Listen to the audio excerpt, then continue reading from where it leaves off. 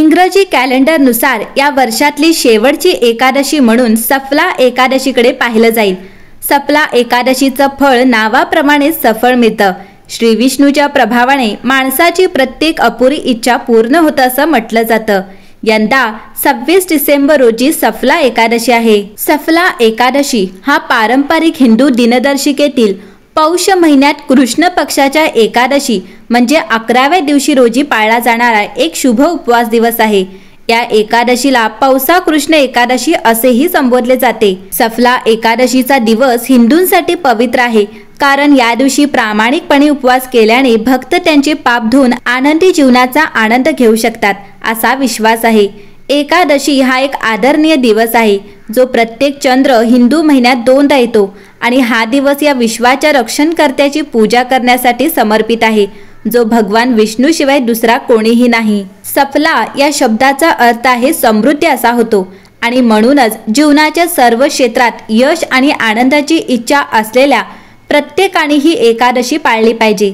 त्यामुळे सफला एकादशी ही समृद्धीची, यशाची, समृद्धीची आणि भाग्याची दारे उघडण्याचे साधन आहे। देशाच्या कानाकोपऱ्यात हा सण मोठ्या उत्साहात साजरा केला जातो। भगवान कृष्ण मंदिरामध्ये या दिवशी मोठ्या कार्यक्रमांचे आयोजन देखील केले जाते। तो भगवान विष्णूचाच अवतार आहे।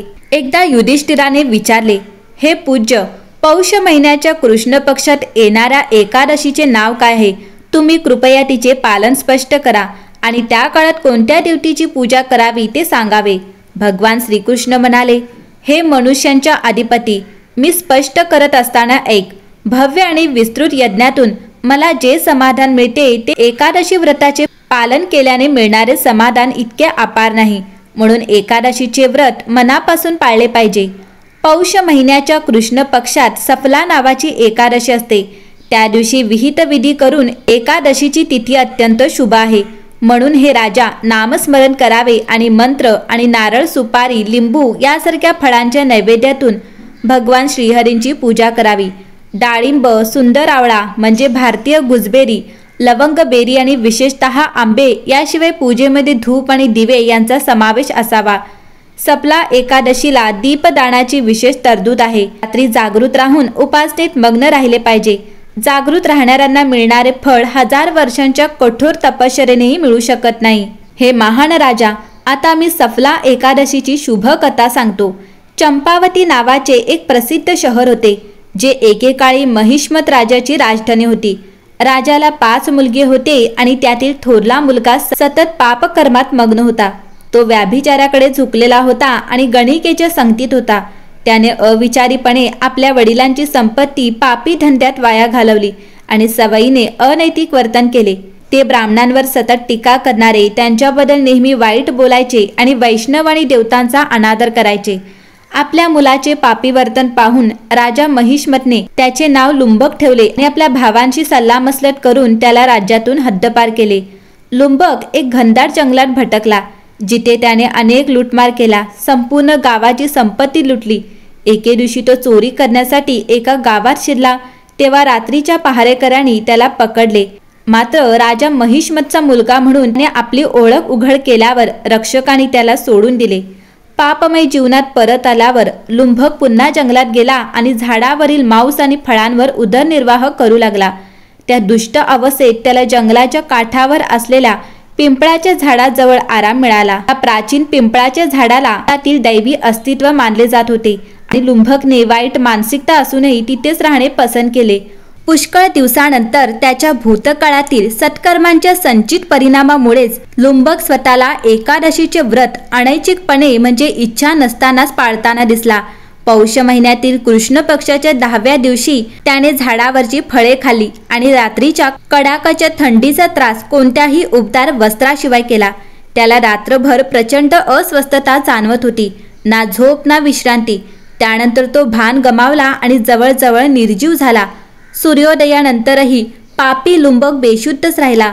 सफला एकादशीच्या दिवशी तो स्तब्ध अवस्थेत राहिला। दुपारनंतरच त्याला शुद्धीवर आली। हळूच आपल्या आसनावरून उठत आणि लंगड्या माणसाप्रमाणे थपकत तो जंगलात गेला।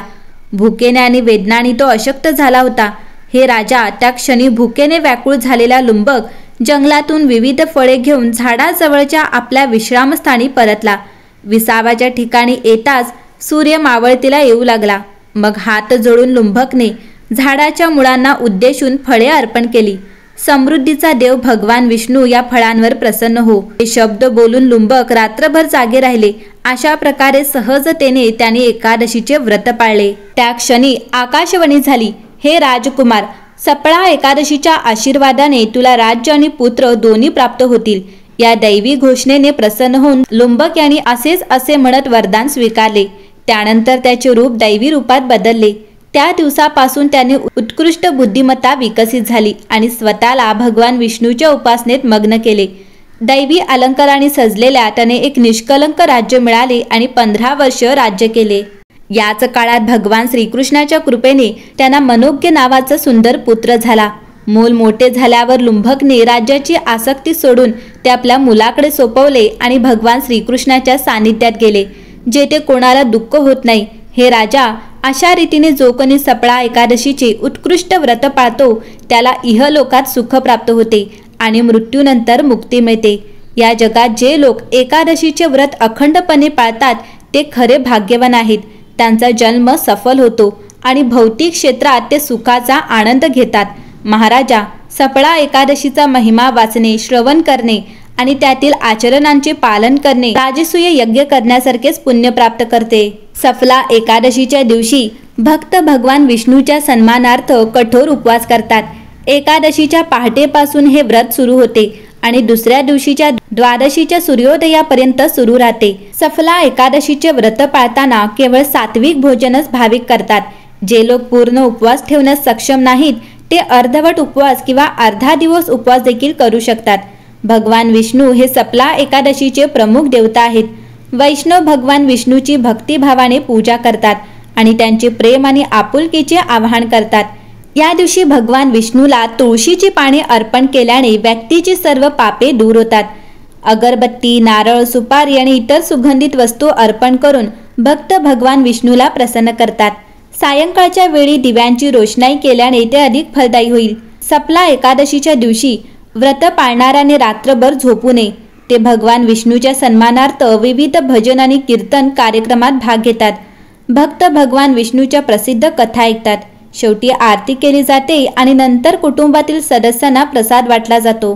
सफला एकादशीला ब्राह्मण आणि गरजूंना पैसे, अन्न आणि इतर आवश्यक वस्तू दान कराव्यात.